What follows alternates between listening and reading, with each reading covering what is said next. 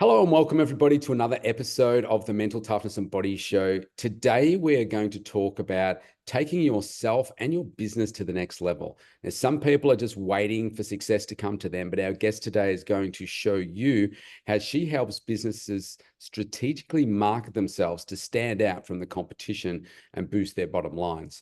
Now, on this podcast, we've interviewed people from all walks of life, from A-list celebrities, billionaires, to Olympic gold medalists. And today we have consultant, author, CEO, and speaker, Julie Cropp Gareleck. Julie, welcome to the show. Thank you. It's great to be here. So, Julie, maybe to start off with, maybe tell us a little bit about your background, why you're so passionate about doing what it is that you do. Absolutely. Well, I've been in business for 25 years. I've owned Junction Creative, a strategic marketing agency for the last 15, Junction Creative. So I've spent the last 25 years working with all different kinds of businesses, whether small to mid-size or the Fortune 1000. And I'm extremely passionate about helping businesses improve their bottom line, improve their processes, and also go to market and sell their products and services. And just recently, I added author to my list of titles, and I've published my first book, Dare to Become From the Corner Booth to the Corner Office, which details my experience working for a family business and how it helped set me up for success as an entrepreneur. Yeah, sweet. Congratulations on that. Thank you. It's coming out shortly, isn't it? Um, Yes. so the marketing space, I mean, people use the term marketing and their marketing agencies, and they do work. I get hit up every day with people in my inbox wanting to do some type of marketing, whether it's marketing of this podcast, SEO, et cetera, et cetera. What would you say makes you stand out from everybody else? What's unique about your work? Yeah, I get asked this question a lot. And it's funny, a lot of folks will think that I have a secret tool that other agencies don't. What I will tell you is that even just here in the state of Georgia in the US, I compete with 4,000 quote unquote marketing agencies, right? So marketing has become a completely saturated market. Where I can tell you that we have found unique differentiators is our experience. I started marketing before Facebook became Meta, before there was Facebook Manager, before there was a lot of things digital. So our folks have a longevity in the marketing space. So we remember marketing products and services before the internet was used to reach those customers. And so a lot of our clients come to us and love the fact that we've been in the marketplace for over 15 years, just specific with Junction Creative.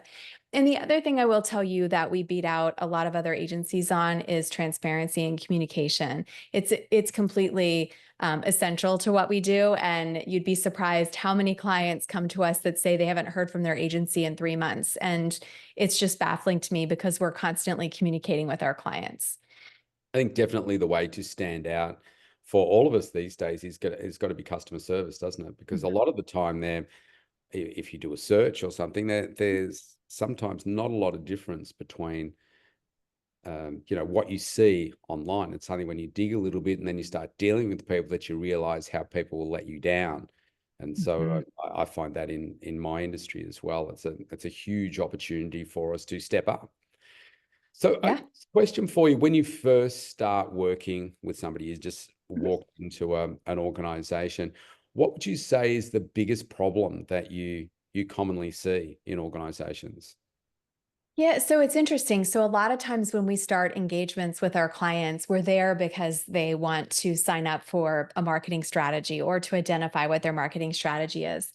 And we actually start talking to them a lot about their business goals and objectives. And 9 times out of 10, what we'll also find, in addition to needing some solutions or whether it's branding or content to reach their audience, is that there may be a process on their marketing side. It could be a process internally that's keeping them from maximizing the reach that they have.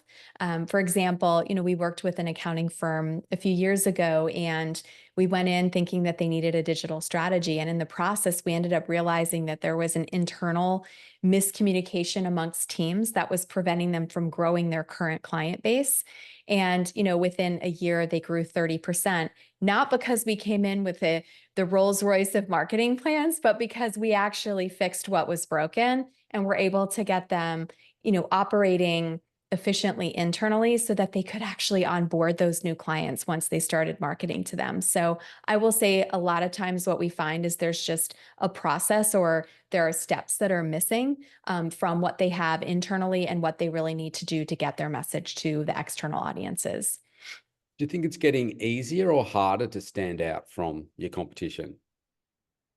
It's getting, I will say, I mean, it's getting harder, right? Anyone can start a business. And we're finding that when I go into pitches, and this is even at the Fortune 1000 level, that I'm going up against an agency whose CEO is 23 and has been in this space for a year. And so I do think that in our space, it's very easy to start an agency. But in terms of longevity in the market, it's very difficult to stay in this space for 5 years, 10 years, 15 years. But it does get harder. It doesn't stop me, but it does get harder. You think that's the same for, say, the businesses that you work with? Is it getting easier or harder for them to stand out from their competitors? Interestingly enough, technology has pushed all companies, right, to move faster, do better, do more. And in the process, what I've realized is there are still companies that have been in business for 30 years, 40 years that have never needed marketing. And so they're coming to us at that inflection point of, hey, I've never needed it. But now that I do, I do, because it's getting more competitive. So I do think that because those who are digitally savvy, those who are running, competitive campaigns online, if you aren't doing it, you're now finding yourselves behind. And those folks are trying to catch up. So it is getting harder for some of them. But I will also say that for those companies who have been around for a while, it's getting harder to compete at the same level, just because there are so many people in the market, and we all have the same tools, right? We all have the Yeah. same types of strategies that we deploy. So with your smaller types of businesses, I see like blending of, say, profiles and so forth on social media, and I feel that what we tend to lose is a lot of authenticity in what we're seeing online, because people are making out that their businesses or themselves are very, very successful, but you actually know the person, and you know that that reality is so different from what it is that they're putting out there. Yes. Um, and yet everybody is trying to stand out in some way. So it's like, pick me, pick me, pick me. So if you were going to say, I don't know, give us 3 tips to help a business stand out from their competitors, what would you recommend? Yeah, great question. I would say the first thing is in order to stand out, you hit on it just a second ago, is you have to be authentic in the conversations that you're having. It cannot be, an AI bot chat that's sending out, 100,000 emails with the same templated speech, right? It's if you have a list of clients that you want to go after, or, an audience that you want to go after, speak with them authentically, understand who they are, and understand what their buying patterns are, right? No one hates being sold, or everyone hates being sold something when it's not even relevant to them, right? So I will say, is speak authentically to them. And then the second piece, to really stand out amongst the competitors, is execute well. And what I mean by that is, don't just do what is required, go above and beyond, and make sure that from start to finish with that customer or with that client, that you are executing well.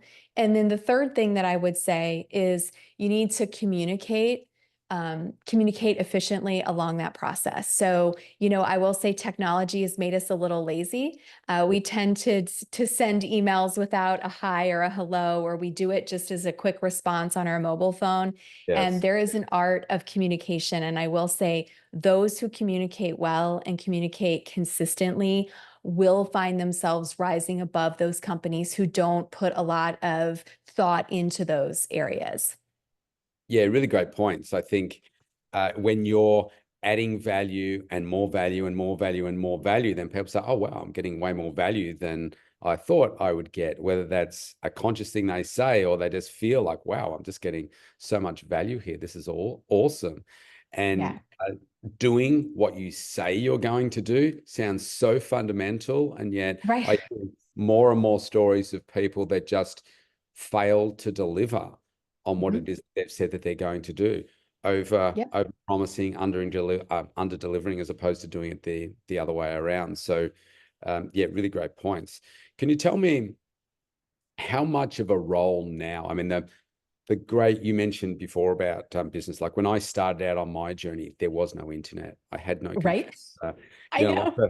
like the very Yeah. first phone I had in business here in Australia, you could send I think it was 140 character text on a keypad, not like a Yep. smartphone, and it was 22 cents to do that. Hmm. Yep. There was no photos on the phone. There was no internet on the phone. There was a time when I first started my corporate life, you could not access email outside the office. You, Exactly. I remember those days, by the way. I remember those days. you just couldn't do it. And so the fastest growing thing that I've seen that's accessible for, well, people like you and me in the last 12 months has been AI. Yep. And so how much of a role is that having in the marketing space right now? I mean, AI is here, right? Not only is it here, but it's trying to take a bigger role. What I will tell you is AI is great, right? It can save time when it comes to research. It can save time in identifying the right types of messages to reach an audience. But what I will say is that it is not perfected yet. And so I would say we've had clients that don't want to pay our fees because, oh, I can just build it via AI. But what they don't necessarily understand is that AI is still learning. I have a great client example where they didn't want to hire us to help them, help develop their content, which was perfectly fine. They were very proud of the fact that they used AI. And so when they were done, I actually Googled it and it plagiarized the NCAA. And they had no idea. Right. And so a simple Google search allowed us to just highlight it and say, hey, you may want to adjust your language a little bit because this already exists. And I think there was a lot of shock there because they didn't realize that AI wasn't coming up with completely new thoughts. And so what I will tell business is embrace it in a way that's going to be comfortable, but don't let it replace a function just yet. It still needs a lot of work before I will trust it at 100%. Yeah, great point. I mean, it saves a lot of time in my business, and I think, Yeah, yeah, people think, oh, this is going to replace people and so forth. It's never going to replace that level of customer service that uh, correct. that a human can give, that empathy and all that kind of stuff. I will have conversations with. I use ChatGPT and the latest version, and I'll have conversations with it like it's a person to just Yeah, test it and see what it says. And yeah, it's I think it can actually teach us to be better humans because it's never nasty, and it always removes the emotion from a conversation to give you the exactly. reality. But Yep. yeah, it's far from perfect, but it can save a lot of time, and it's great for Yes. summarizing information, and it's great for giving you ideas and challenging ideas as well. Agreed. So, yeah, I Yeah. like. So I want to ask you, what would you say is a common misconception about marketing that you would like to debunk here today? Yeah. There is no magic bullet, right? There is not one marketing solution that is going to skyrocket your business from 0 to 1 million overnight. And, in this digital age, entrepreneurs, businesses come to us and think that by spending a little bit of money, that it is going to either one, turn their business around in 30 days, or it's going to, grow their revenues by 60% in a month. And I do find that we are educating clients on, hey, these digital tools, a comprehensive marketing strategy can absolutely be effective. But it has to happen right now, today, in the next 30 days is a myth.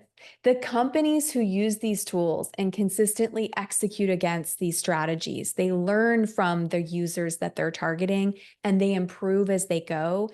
It isn't a quick, like magic, bullet that's going to come out and just transform your business overnight. It can be very impactful very quickly. So I will say we've had clients that have had a lot of success in 60 days or 90 days. But I will say sometimes it is frustrating to have those conversations at 2 weeks in and they say, well, I was expecting that because we turned it on, everybody would come. Yeah. And it doesn't work like that. And so it's dispelling this immediacy that we have in our culture and being able to say, hey, same rules still apply. It still does take time to build sustainable business. Yeah, that's a really good point. I think coaching is kind of similar, right? People say, "Oh, well, I'm going to sign up a coach, therefore my whole world will change." Your coach can Right? only, your coach can only do so much, and it Yes. ultimately comes down to you implementing. And I Mhm. think when it comes to the marketing side of things, yeah, people think, "Oh, well, because I've engaged somebody, everything will change," but perhaps you're just not standing out enough in what it is that you do. Like you can market a pen so many different ways, but unless it's probably you've got the Kardashians holding the pen saying it's the world's best Right. pen, it's there's going to be no silver bullet there. It's like a higher probability though, if they are holding the pen, right? But Correct. Yeah, the celebrity side of it. Well, actually, let me yeah. go to that side of it. Yeah. How big an impact is celebrity association in marketing and the difference that you see? Yeah, I mean, you just brought up a name that's synonymous with, right, with influencer marketing, which is the Kardashians, right? They've done an unbelievable job at marketing themselves, but also marketing products, their own and others. I will say celebrity endorsements are great. Using them to facilitate messages to the audience to get them to purchase can be great.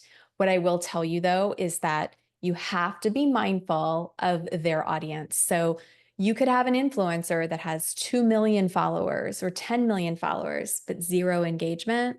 You Mm. aren't going to sell your products or your services. So, what's really critical is that when you are looking for celebrities, we go back to that authenticity, right? Who aligns authentically with your brand so that it isn't a selling proposition as opposed to a celebrity endorsement for a product. If you can marry that really well, you don't have to have 2 million followers in order to generate millions of dollars.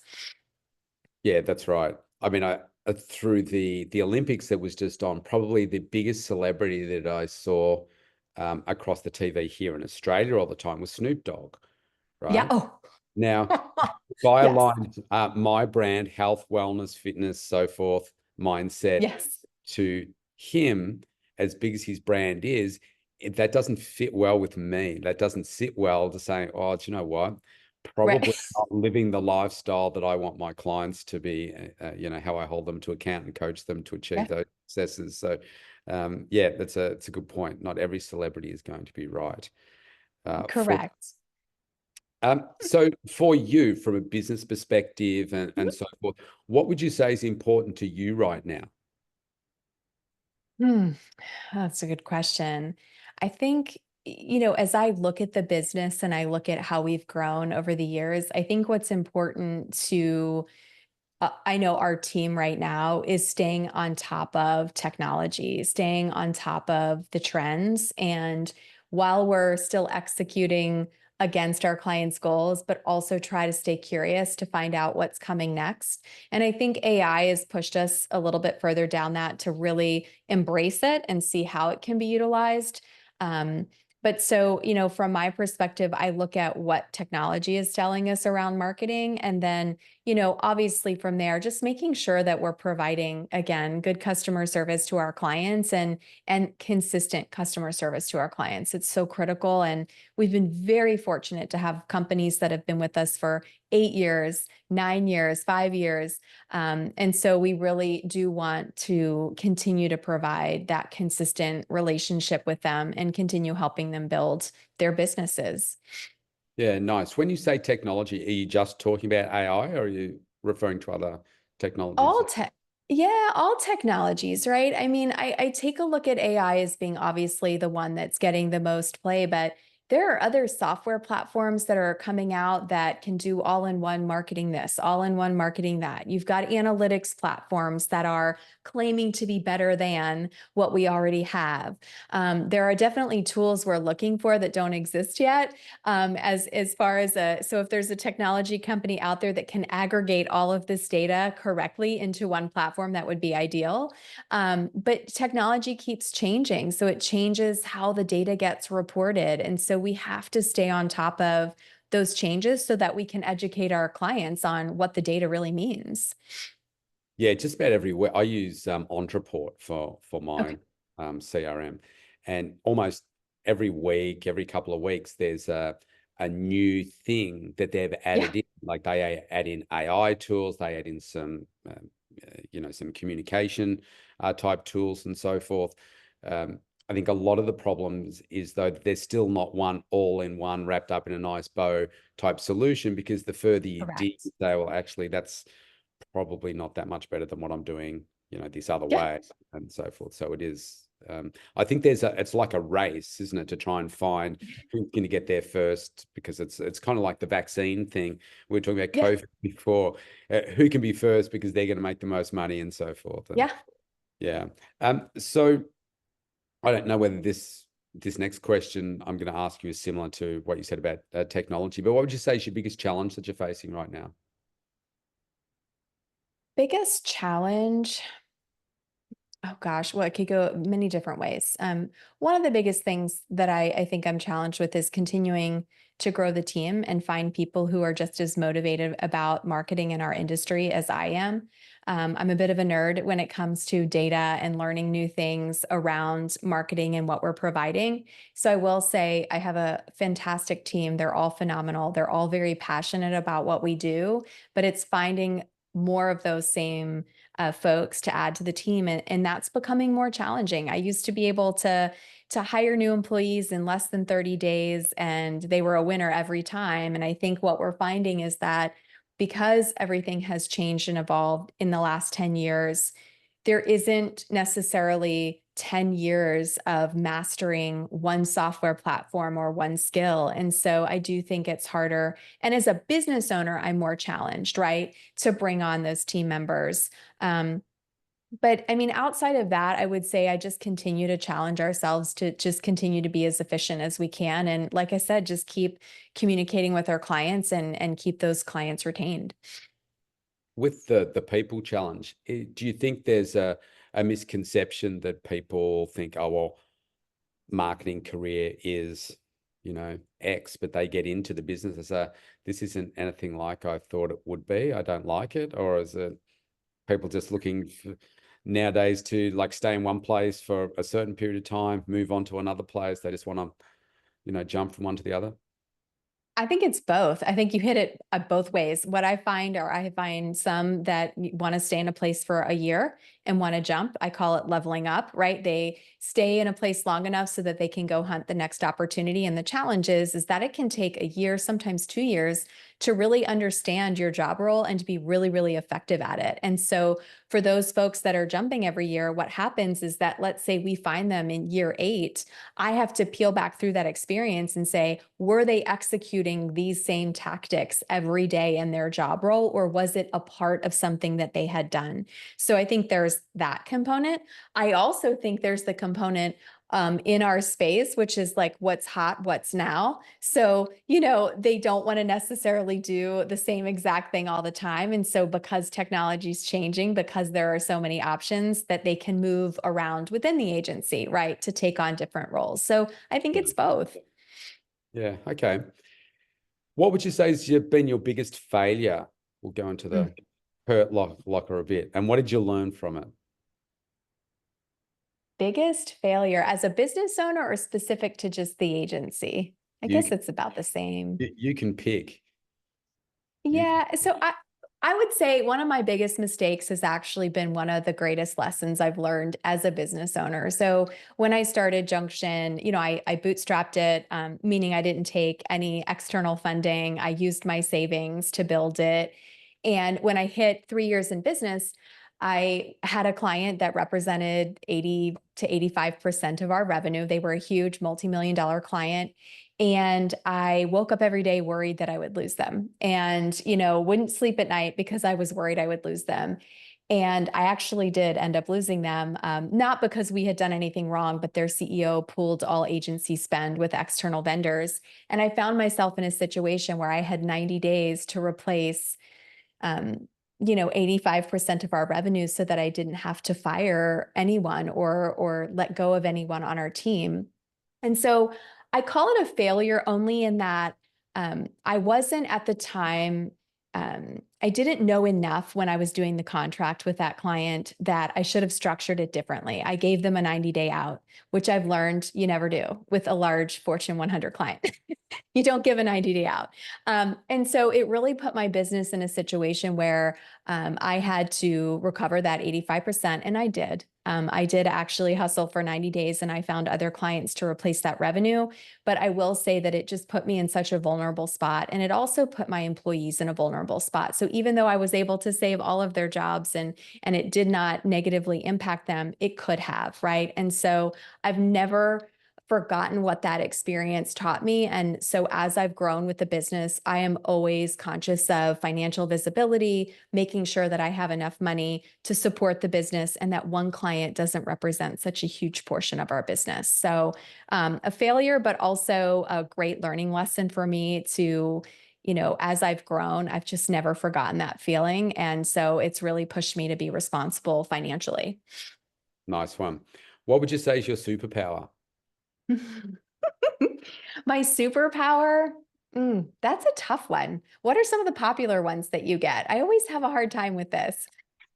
Well, people tell me mine is which matches the show, that mine is mental toughness, which makes sense to me because of the challenges that we get faced and so forth. Everybody's a little bit different, but that's mine. Well, then I would say, and this one, I actually write about this in the book, is that my superpower is that I can sometimes be a cheerleader at a funeral.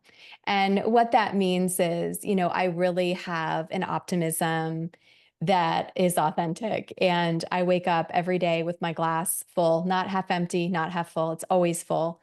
And while sometimes it may appear like I'm being a cheerleader at a funeral, I really am just able to rise above and see, things from a perspective that even though we could be in the worst possible situation, we could be, struggling with something.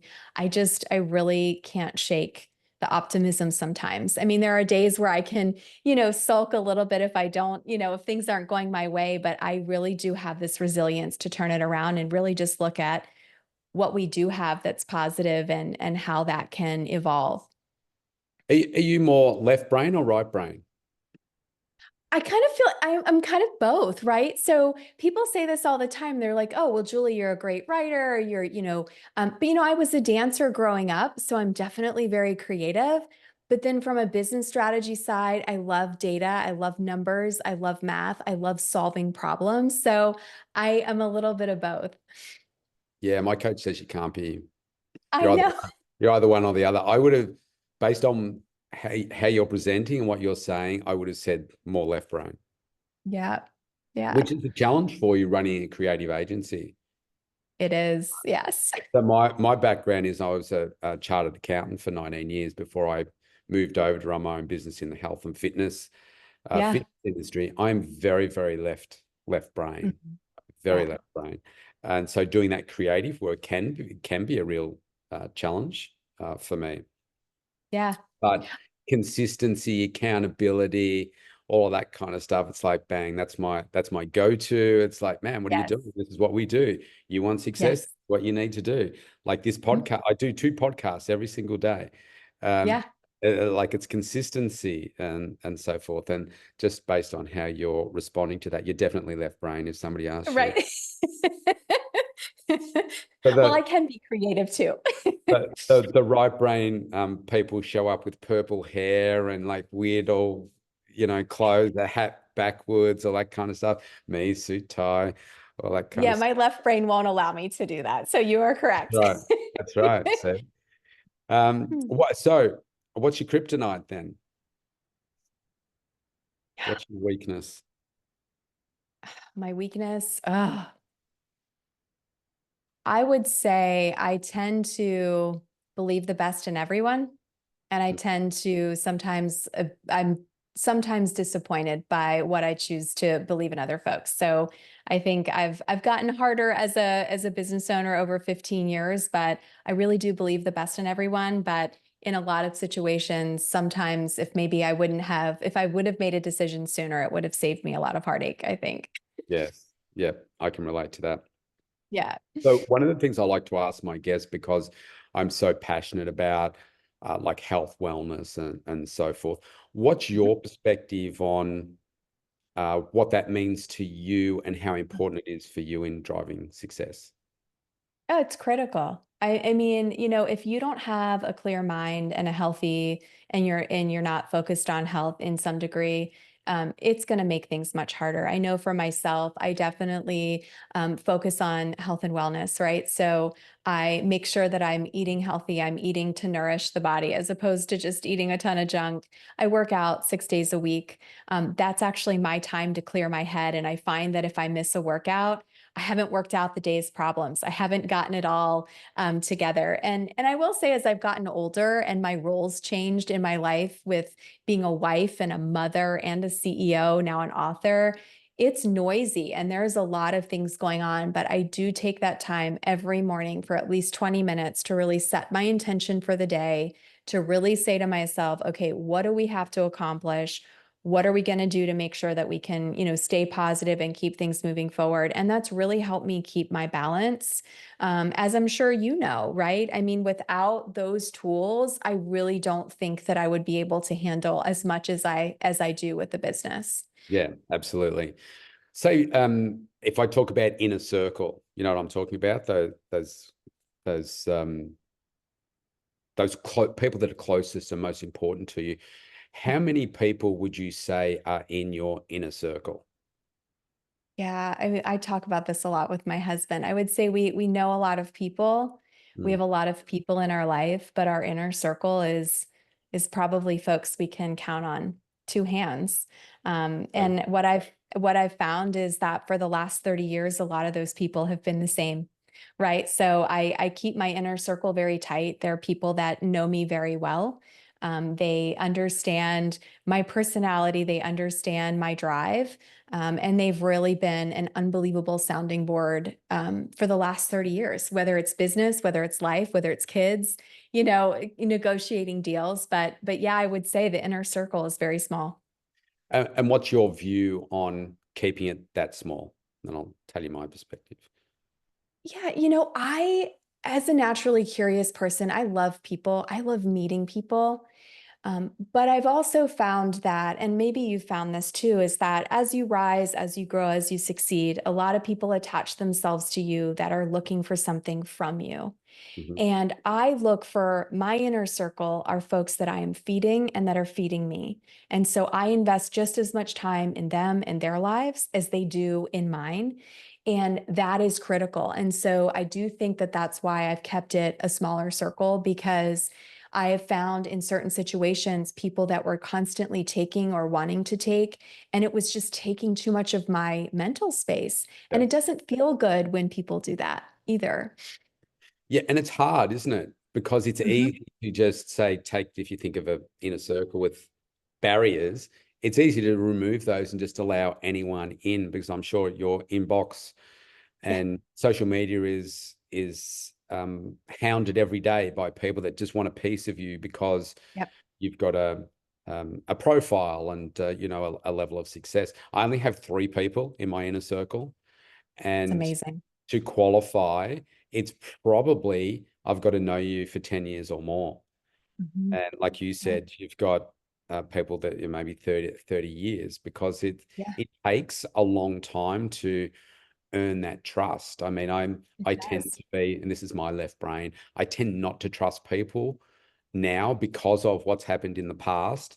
And it's Mhm. like, okay, well, I'll have a conversation, but it's going to take some time Mhm. um, for us to be able to build that trust and that relationship. And that only comes with time, like you said earlier. Yes. Um, about doing what you say you're going to do. People say, oh yeah, I'll be there for you. I'll be there for you. I'll be there for you. But they're really not. And it's only Yes. in those really tough things that you go through in your life and Yeah. business where I find you're always surprised, and you'll Yes. be surprised by those people that you expect to step up. Yeah. They don't. And then there's those people that you never even thought of that do step up. And it's like, wow. And that really tells Yep. you something about people, I find. Well, and to that point, I also want to be that person that they are going, wow, she's really stepped up for me. Right. And I think that as your circle expands, to some degree, you run out of time to be able to provide that same support back and forth. And I'm very blessed to have people that have been by my side. And there are times I'm sure they wanted to throw me through a window because they're like, calm down, it's going to be fine.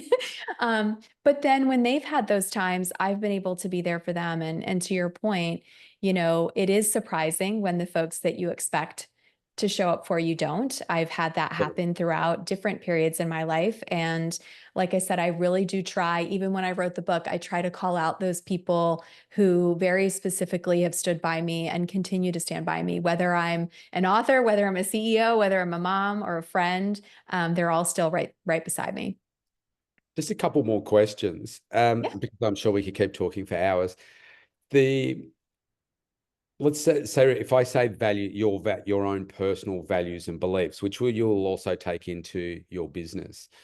Do you find, so I just did a podcast on this a couple of days ago. I find that we get pulled in so many different directions, and over the last couple of weeks, I've done a lot of media work, and with television stations and written media and so forth. And at some point, I forced myself to stop once it was all done, to just check in with my values and beliefs to see, because you can easily be pulled down a pathway that perhaps is not true to you. Mhm. So my question to you is, do you find that as you work along, and maybe you're working with a client, for instance, that I don't know, maybe it does question, I don't know, say for me, for instance, if somebody was a cigarette manufacturing company here and they wanted to do work with me, depending on Right. the nature of that work, if it was like, okay, we want to encourage all our workers to stop smoking and do all that, then that's Yes. one thing. But if it's like, Right. okay, we want to continue smoking, or if it's an alcohol company, it's not, I don't drink, I don't smoke, I don't do anything like that. That would be Yeah. like, oh, just because there's maybe dollar signs there, I'm not necessarily going to go there. Mhm. What's your perspective, and do you find that you need to stop and just check in and say, actually, am I living by my values and beliefs? Yeah, it's a great question. And as you're talking about it, this just happened to me a couple of weeks ago. I had a really big media opportunity. I checked them out and it was just not the right, how do I want to say this? So as you know, in the US, we're going through an election, right? And it was too far in one direction. And Right. it did not align with me and it wasn't my messaging. And it felt really difficult for me to do that opportunity. And they got so mad at me, right? I mean, they blasted me in an email for not doing the spot. They thought I was ridiculous and unprofessional for not doing it. And really at the end of the day is that it didn't align with what I was trying to accomplish. My book is for everyone. It's for people that are in all stages of life. It's not about political party. It's not about any of those things. And so I do check in with myself and I do make sure that the appearances that I'm doing or the work that I'm doing or the clients that we work with are not going to compromise or make anyone feel uncomfortable, right? And so it's so important though, because when those dollar signs are there, it's easy to sort of look the other way. But if you've got a knot in your stomach and there is something that is making you uneasy about it, then that is a sign to not do it. And so I do check in with myself. And when I get that feeling, I always trust it. I don't let it steer me in the other direction. The politics one's a tricky one too, isn't it? Because if you Yeah. if you go down that path, well, like we all well, here voting's compulsory. I know it's not in the US, is it? It's not Yes. compulsory, Mm-mm. so we all vote for someone, but I don't talk about it. I maybe talk Right. with my inner circle, Yep. but I don't talk about it. Why? And I don't post anything. I don't do anything like that. Yep. Why? Because no matter what you say, you're automatically ostracizing about 50% of your potential audience. 100%. And there are going to 100%. be people that just love that and people that just hate it. Yeah. And it's like religion's a little bit the same. It's like you just don't Yes. go there. Yep. You keep those things to yourself. At least that is my personal perspective anyway, because it can have some really bad brand damage on you. Well, and I think, as part of my personal ethos too, is that like, I don't want any one person to feel less than or that they aren't good enough. Right. And so when you see those opportunities and they're very weighted on one side, to your point, you are going to offend a certain, number of people. You're going to make people feel a different way. And I didn't write this book. I didn't start my business because I wanted people to feel that way. I definitely want to empower people, inspire people, and impact people in a positive and productive way. And so those are the gut checks that I say to myself is like, hey, is this going to add value? And if it does, is it going to create, anything negative for any group or groups of people? And so, but I do think it's important to do that because in our society now, people are motivated sometimes by the dollar and they let that be their litmus. And, I'm very fortunate in that I don't have to make those decisions, right? Just based on money alone. So, I am seeing that whether it's like people like my eldest daughter is 19, and whether it's like appealing to more her demographic, but um, say with your celebrities, mhm, there's like people like my kids that are looking for that celebrity to make a stance to yes. on something, whether it's politics or whatever. Yep. People either love Trump, they hate Trump. They, Right. certain other things they want somebody like if it's a human rights thing or something like Mhm. that, they want that person because they're so famous to make a stand, which puts a lot of pressure on that person because then It they does. can then have an impact on their damage on their Mhm. brand as well. So you're nodding your head, so I'm assuming you're seeing that as well. Absolutely. I mean, I think that's what everyone's looking for validation from people that are in those positions or perceived positions of power, right? So celebrity can be its own form of power. And I think what is very tricky is that it's great when they do come out and they pick a side or they choose or they promote in a certain way. But I do think sometimes that it can be lost on them that what they say really, really matters to groups of people and Mm, that, it can be misperceived as well, right? So whether it's, I mean, even if it's not politics, it could be even just, general brands or generally, how they operate in the day to day. I think people can get caught up in that and think that that's kind of a real world or they live by that. But I can point back to years and years of celebrities that have come out and promoted whether it's a product or service and it wasn't a product or service that they believed in or that they used, but they got a really large paycheck. yes. And so I think that's where we find, it goes back to authenticity, right? And finding if you are a celebrity and you are going to endorse something, be authentic about it, right? Yeah. And because people do take those words to heart. Yes. Yes.